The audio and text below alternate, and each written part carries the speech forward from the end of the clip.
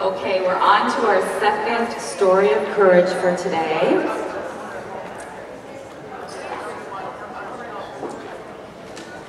We'll call Michelle Krinsky up in just a second. She's here from Ohio. So every year during flu season, many medical personnel, hospital staff, and educators are faced with a choice. Get the flu shot or get fired. Michelle Krinsky knows about that. Michelle Krinsky is a registered nurse in the state of Ohio with an expertise in neonatal nursing. Her position of 29 years in a special care nursery was terminated for refusing to take the flu vaccine. No exemptions were allowed in her unit. Michelle is here to share her story of courage. Please welcome Michelle Krinsky. Hello everyone, thank you very much for that warm welcome. And I just want to say it's been a privilege and an honor to be here the past couple of days, sharing this space with everyone. So much wisdom, so much knowledge, and I've learned so much just by observing and being a part of the Congress. So thank you, Roseanne, for the invitation. I've really enjoyed it. A little bit of history. I've been a registered nurse for 36 years. The beginning of my career, I worked in the intensive care unit, pediatric intensive care unit of Cincinnati Children's Hospital. In the past 29 years, I've worked in a level 2 special care nursery at a large hospital in Cincinnati. Until 8 years ago, the flu vaccine was always optional. I always chose to decline it because I've always been a very healthy person. I never felt any need to take it. I have never had the flu, never had anything like the flu, so I would decline that every year. And like I said, 8 years ago, it did become mandatory at our hospital. Myself, like most of the employees at the hospital, I lined up, I took the shot. I figured that in order for the hospital to make the flu vaccine mandatory, there must be a good reason for it, that they were thinking about patient safety. Little did I know at that time that it had more to do with government bureaucracy and quality markers than it ever had anything to do with patient safety. So my journey into vaccine research started about 3 years ago. My father was diagnosed with dementia and he was rapidly declining.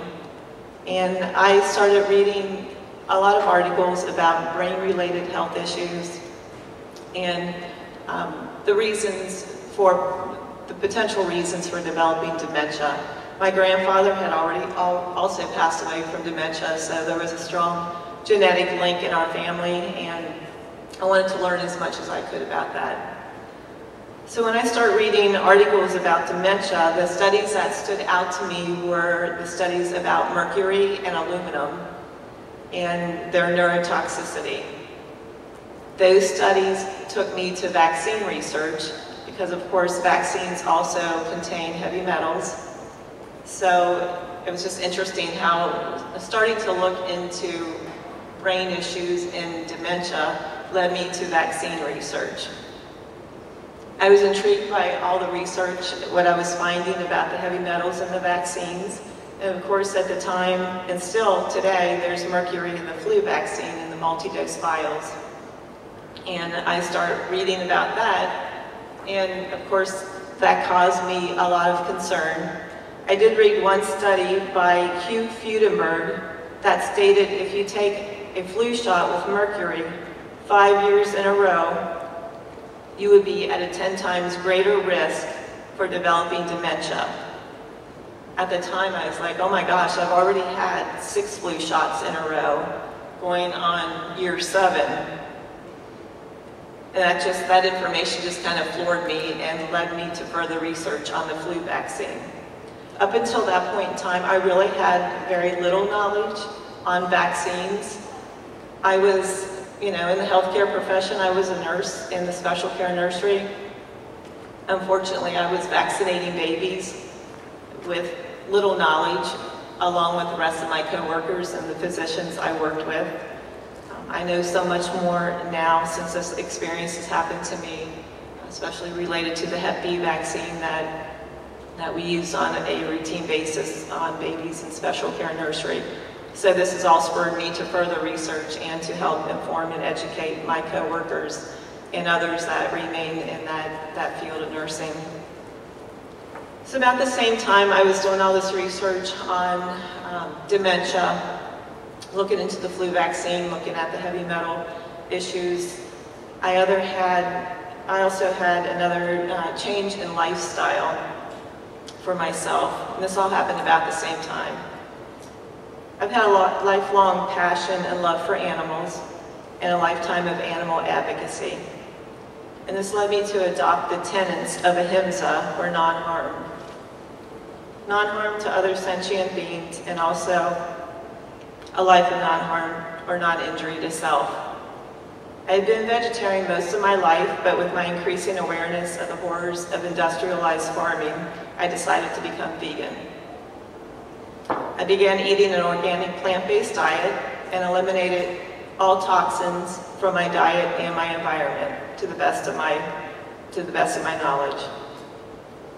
So the ethics of the vaccine production weighed heavily on my mind, as did the potential risk involved with the ingredients, the toxic ingredients that were contained in the flu shot, and the lack of safety studies that were done on the ingredients. I had also experienced a localized reaction the year prior in my arm. So the year prior that I took the flu shot, I had a large swollen area. It was very painful, and it lasted for about 6 weeks. Nothing bad enough that I went to a doctor and it did subside, but it did cause me some concern at the time. So between my concerns over the ethics of production, my beliefs of non-harm, and my previous adverse reaction, when the flu season of 2016-2017 came around, I filed the appropriate paperwork to decline the flu shot, and I basically filed a conscientious exemption. That paperwork was filed in October, at the beginning of the flu season. I was allowed to work through October, November, and December, and into January, without ever being asked to wear a mask, which is our hospital's policy. If you exempt from the flu shot, you have to mask the rest of the season. No one ever came to me and asked me to wear a mask. I just worked like I had throughout the year. Mid-January, I was called to a meeting at half an hour before I was scheduled to work, asked to come to work early so we could discuss the flu vaccine. I was greeted by my manager, another manager from the family unit, the associate director of nursing, and a representative of human resources. I was told in that meeting that over the winter they had changed the flu vaccine policy, and that the OB area that I worked in had become non-exempt. And I was given 2 weeks at that time to either decide to comply with the flu shot or my position would be terminated. I asked at the time if I could take an unpaid leave of absence because that was mid-January, so we only had about 6 weeks left of flu season. And I was more than willing to stay home unpaid so I didn't have to take the shot. That offer was declined. And it was kind of funny because the associate director of nursing told me, that I couldn't take a leave of absence because I wouldn't be able to come back to the nursery because I would still be shedding the flu virus. Which was completely illogical, but that was the end of that discussion. We discussed masking options in that meeting. Because at the time they had talked about the N95 mask being a little more effective, filtering particles, which I know filtering viruses, it's really not, but since they still make people mask to exempt the flu shot, I said, can I mask? Can I double mask? Can I wear a special mask? Is there any way we can get around this. Again, that was denied. They said masking was no longer an option. So if I wanted to work in the OB area in the job that I loved, it was basically get the shot or your position will be terminated. The meeting was fairly abrupt, and I left feeling fairly dazed, very upset, shocked that I was actually potentially going to be fired for not complying with an injection that I was against.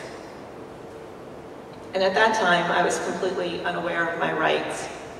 The whole vaccine issue was new to me. I was just acting on, my prior adverse reaction, my newfound beliefs of non-harm, the safety issues of the vaccine. So all these, it was fairly new because they brought up that I had taken, well, you took the shot 6 years in a row.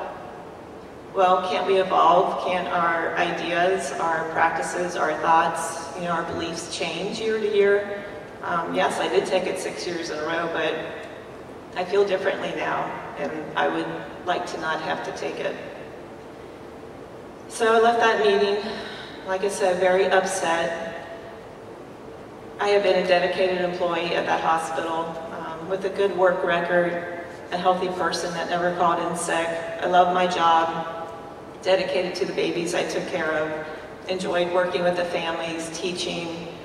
We attended all the high-risk deliveries, actually we attended all the deliveries in labor delivery, and then our staff also took care of all the sick, premature and sick babies in the nursery. So I really enjoyed, obviously I was there for 29 years, I enjoyed what I was doing. And I was kind of felt sick about the possibility of losing my job. And financially, I wasn't at the point in my life that I was, I could lose my job. I was planning on retiring from this hospital, and I was saving money in my retirement fund. So I felt like they just kind of had me. I didn't want to lose my job. I was against the shot, but I did go ahead and take it. So I made an appointment with the employee health nurse, and of course when I went there, I had all kind of questions for her that she had absolutely no answers for, none.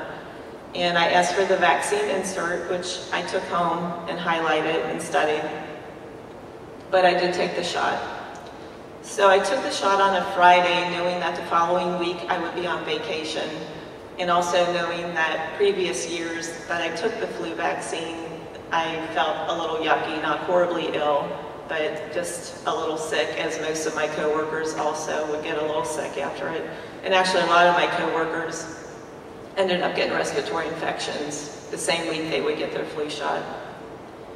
But I took the flu shot, and on day 5, the week I was on vacation, I woke up with 102 fever, horrible body aches, chills, could barely get out of bed, just felt horrible, basically felt like I had the flu or very flu-like symptoms. And that went into bronchitis and laryngitis, and I was sick for 2 weeks. So that 2-week period, I was sick all through my vacation. I was sick the following week that I had to call in sick to work. And I was mad at myself that I took the shot. I was mad that the hospital can actually take away your gut feeling and your intuition of something that you don't want to do.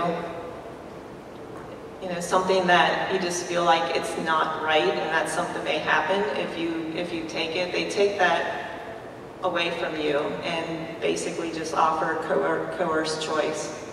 It's, when they say take the shot or you lose your job, it doesn't give you a whole lot to work with.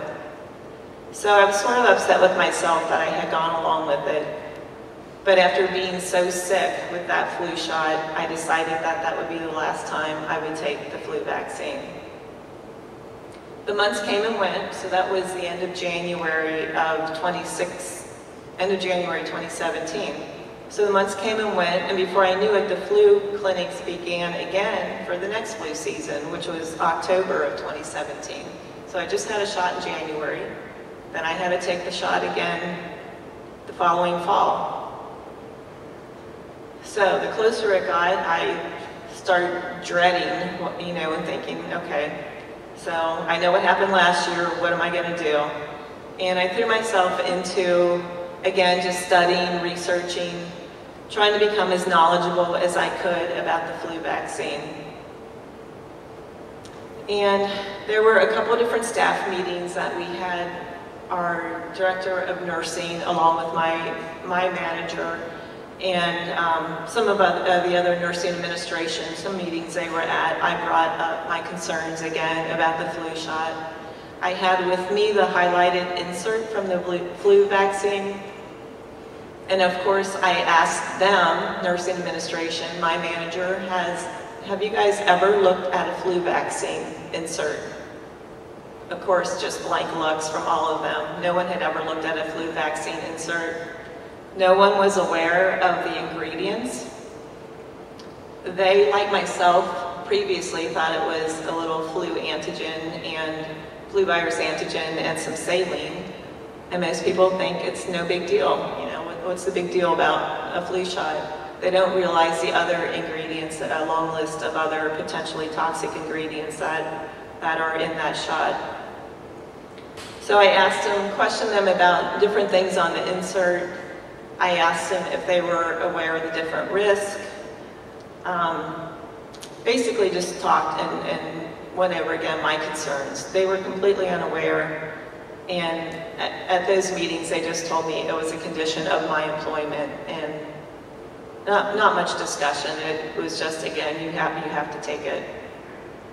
So on November 16th of 2017, I scheduled a meeting with my manager to discuss the flu vaccine and my decision. I had even provided her with all the research I had done, which is kind of silly looking back because I don't think she looked at most of it, but I had a stack of articles I printed out, safety issues, the risks, the ingredients, long-term, short-term effects, just a lot of different research. And I also put together a short video, which it was such an honor to meet Dr. Geyer, because Dr. Geyer was in my video. He was the beginning of my video that I made about the flu vaccine. Along with Dr. Suzanne Humphreys and Dr. Tim Penny and Dr. Moss. It was the different doctors that had done a lot of vaccine research, and I had found them in their statements about the flu vaccine, on YouTube, on the internet, and I put a short video together for my manager to watch. I wanted her to see that, I wasn't a crazy person trying to cause trouble, that I had legitimate concerns, and my beliefs and the lifestyle I was living truly was, this flu shot did not coincide with how I was living, and I truly was concerned. Questions about any of that, or about the EEOC or anything, I'd be willing to answer any questions. Yes? I have, The mic has to do with, did you not have a union of nurses at the facility in which you work? Because it is that national organization, National Nurses United, and you can bring complaints to the union as well. Oh, I'm sorry. Yes, our hospital did not have a union, so that was not an option. Okay. So we also need to, I guess, address the fact that it's pretty important for most employees to have unions. Exactly. And also just to be aware, which I hope with me going through this, everyone's aware that we do have the right to file an exemption, a religious exemption. Our unit put out a blanket policy that no one could even file an exemption. So it wasn't the fact that I filed an exemption, it was declined. The following, that year, they said no one could even file. And the EEOC did have issues with the hospital putting out that blanket statement because everyone has the right to file a religious exemption. And that's what's being investigated right now. I'm interested in the bill that you talked about in Ohio. We had one very briefly presented here in Minnesota. Basically the same thing, that an employer cannot terminate you for refusing a shot. So I'm wondering if we could maybe collaborate on So that. the best people that can tell you about that are my friends from Ohio Advocates. Yeah, talking about House Bill 193. could Donna get a microphone? I'm pretty loud anyway sometimes, but and I can, Ohio House Bill 193, its first iteration was in 2015 as Ohio House Bill 170, and it was killed in committee. I kind of died there with, I think, a sponsor, proponent, and opponent testimony, and then no vote. And then the chair of the committee, after a lot of pressure, decided to take it to vote. It was in the same committee this past year, and it passed. And so it passed with amendments, though, and that's been a controversial thing in Ohio. The amendments said that the employer could take reasonable measures, which pretty much said that we know that's going to be masking, which is, scientifically unproven anyway, or you would have to mask every employee, so it doesn't, and even in visitors who came into the hospital. So, it's still there, it still sets the basis, we still hope it passes, but the Speaker of the House last fall then said, this thing hasn't been given enough time in committee, so in a very irregular move, he put it into the Health Committee, which is chaired by a doctor, and his intention is to kill it. So, I'm not sure, do you have anything to add on updates with it's not, we're doing what we can still, we're still pushing and adding pressure, and we've opened up a lot of eyes, if nothing else, with this bill. The one thing I did want to address about the previous question about unions is that there is the Ohio Nurses Association, which is a union, a state union of nurses. They actually have a statement on their website that says that the flu shot is recommended, that shouldn't ever be a requirement, but they absolutely will not support us in this effort. They will not go against the Ohio Health, Hospital Association, the other big organizations.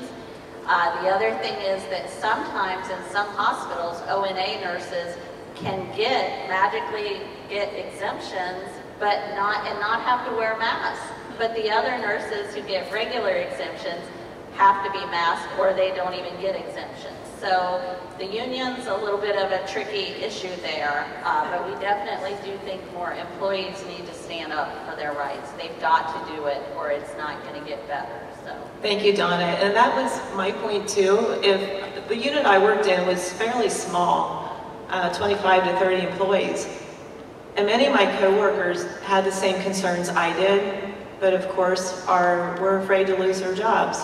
Many of them were younger, they supported their families, they needed health insurance.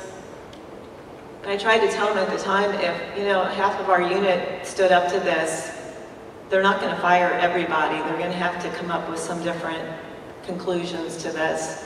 But unfortunately, I was the only person that decided to take a stand. The rest of them went ahead and complied. Two of my coworkers, actually one has an autoimmune disorder, was forced to take the shot. The other one had a previous flu shot injury, and she was also forced to take the shot. So even the medical exemptions and the letters from the doctors didn't matter at the hospital. They were, determined to get that 100% compliance. Yes?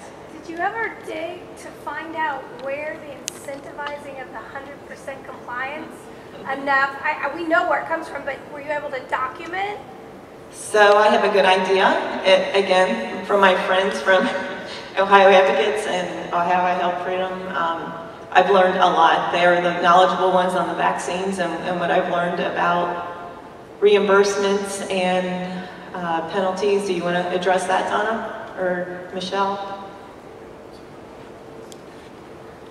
So this is all coming from Healthy People 2020. So it's a nationwide push, and while it was just a recommendation that hospitals get a up to 95% vaccination compliance rate with their employees, it's not based on reimbursement. But then they went a step further and added it to the hospital star rating system. So it is now a multiplier in their reimbursement rate.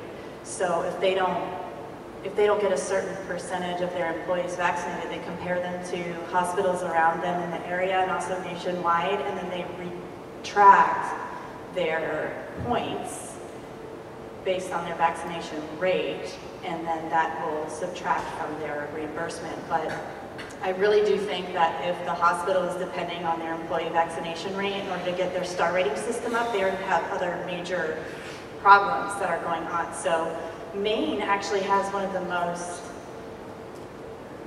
liberal vaccination laws, and it doesn't even cover the flu shot. It's all of the vaccines that they have exemptions written into their law, philosophical, religious, and medical, and they're not having problems with their star ratings. They're not having problems with compliance. Most people will voluntarily accept the flu shot. So really this is just an attack on people, the minority of the population, who are declining the vaccine. So to answer the question, it's stemming from Healthy People 2020 and a federal recommendation. And federal grants that come based on your... Yeah, so it's CMS, Centers for Medicaid and Medicare reimbursement, and it's tied to their star rating system. So you can go into the hospital compare on the CMS website and actually see where that multiplier is, and we have all the documents compiled. So I guess if anybody wants to look at sponsoring legislation like this, feel free to email Ohio Advocates for Medical Freedom. That email is what? info@ohioamf.org, and they can collaborate with the different freedom groups in the different states, so see if we can't get a nationwide push on this. At any rate, even if you get your bill introduced and you get conversation on that, it's an opportunity to educate. Not only does it get you in the committee hearings educating, but it gives you reason to visit your legislators to educate them on these topics. Many of them are completely unaware of what's going on. They're unaware of the interference that's occurring between even doctor-patient relationships. So they are appalled when they hear that even medical exemptions are being declined by these hospital review boards. So if we don't introduce these bills, we don't have an opportunity to educate, we don't have a reason to be there. So even if you're not making progress, you're making progress by having that conversation. Any other questions? Yes. What has the media coverage of your situation been like? So right after I was terminated, and actually it wasn't because of myself, but another fairly outspoken person that lived in the same area who was a flu shot victim, Lisa, I think it was 11 or 12 years ago, took a flu shot and ended up paralyzed and in the ICU. And actually it was at the same hospital that I was terminated from. But she was diagnosed, it was like a Guillain-Barré syndrome. I think it was what acute transverse myelitis maybe was the actual diagnosis, but paralyzed, and that was 12 years ago. She still has residual damage from that. So she's a very outspoken advocate, and she is heads up the local vax group in Cincinnati, which is how I met my friends from Ohio Advocates for Medical Freedom, because when I was terminated, I truly had no idea what to do. It was totally new to me. I didn't know my rights. I didn't know if I should see an attorney.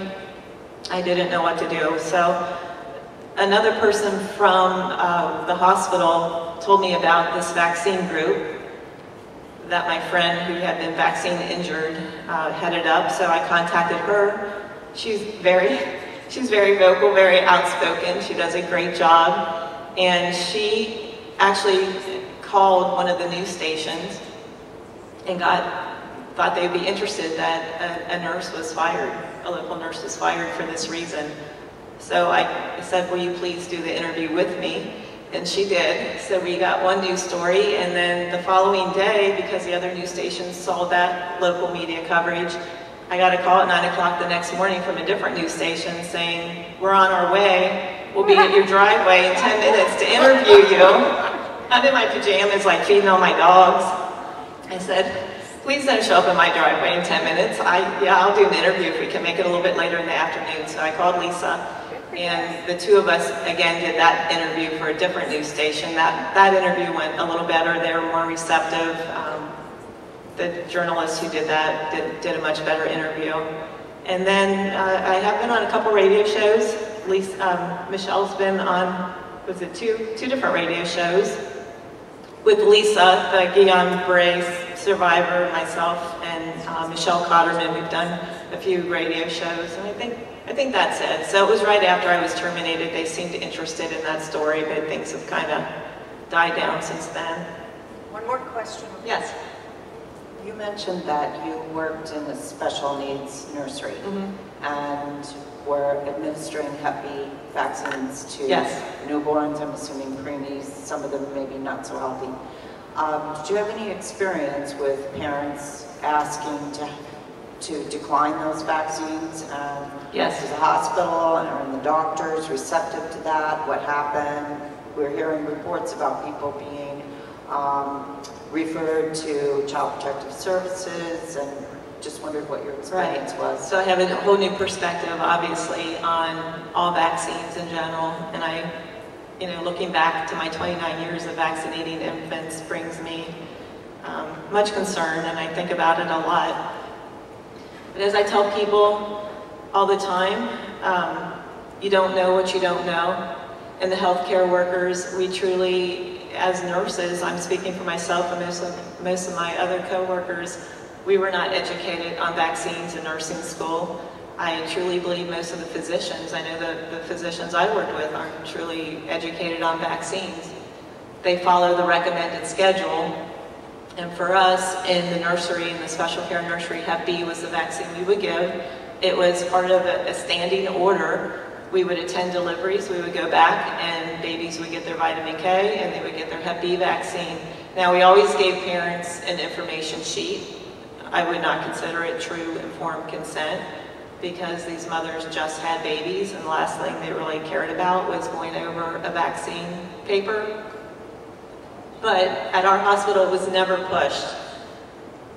It was offered, it was given, it was part of the standing orders, but if a parent came in with vaccine knowledge and said, I choose not to have that vaccine, fine, that's great. It was never pushed. And obviously, as I learned more about vaccines and I started doing my research on the Hep B vaccine, the last month of my employment, I would make sure that I had that discussion with the parents. I would make sure they were aware. I would tell them to do more research and talk to their doctors a little more in depth about it. I truly did not want to vaccinate another baby, and I can pretty much say I'll never vaccinate another baby. Because right now I have a lot of questions and a lot of concerns. So that's part of my goal right now, is to help inform and educate other people in the healthcare industry, to make them aware of these concerns so that they can look into it a little deeper like I have, and realize that there's a whole other world out there besides the little bubble we were in the hospital, administering medications without a whole lot of thought just because it was an order, and that there are vaccine-injured babies, vaccine-injured children, vaccine-injured adults, and we need to be more aware and informed.